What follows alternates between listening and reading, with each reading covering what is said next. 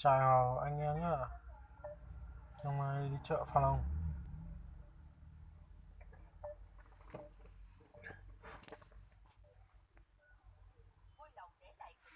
Chào, có chè.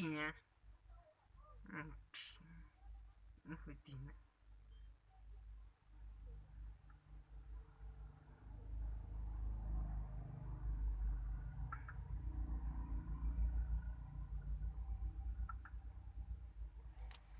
Bây giờ một hồi chơi ta biết tao tôi tao Pha Long kia nè.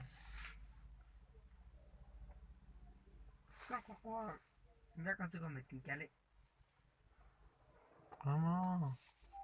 Alo.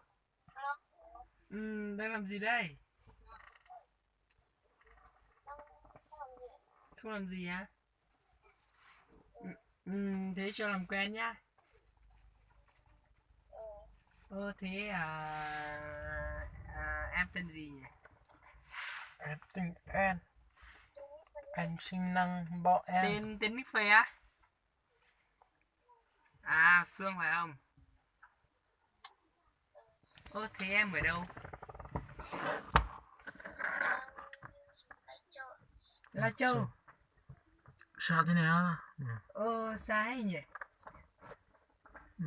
Biết tuần gì nè, biết tổ y tín biết tốt thì lấy cái tăng Thế ta nè. anh á? Đây tôi Anh ở đây do tôi phía này kìa một cái ghép Pha Long này. Tôi để lấy tăng à? Mà em sinh năm bao nhiêu?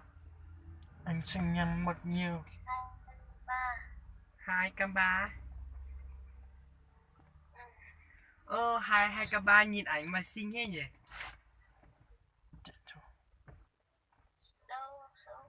Xấu vãi gì, anh thấy xinh lắm. Sinh như tiên thần.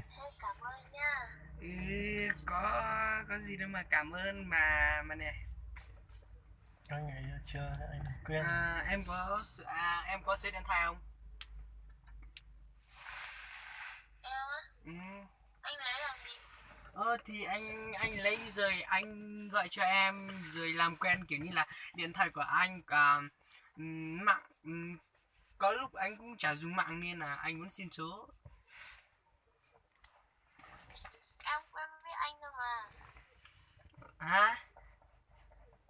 Em không quen biết nên không cho. Rồi thì có cần anh giới thiệu không? Anh tên Phong, anh ở Lào Cai à, anh sinh năm 2k2 ơi. Thật mà, anh chả phải 2k2 à? Hả? Thế cho anh xin số đi. Không. Đi. Để anh xem coi. Gửi đi. Thế anh gửi nhá. Gửi cho em số đây. Ok, nhớ nha, đừng lừa anh đấy. Sao mà anh lừa làm gì, không lấy ảnh giả đấy.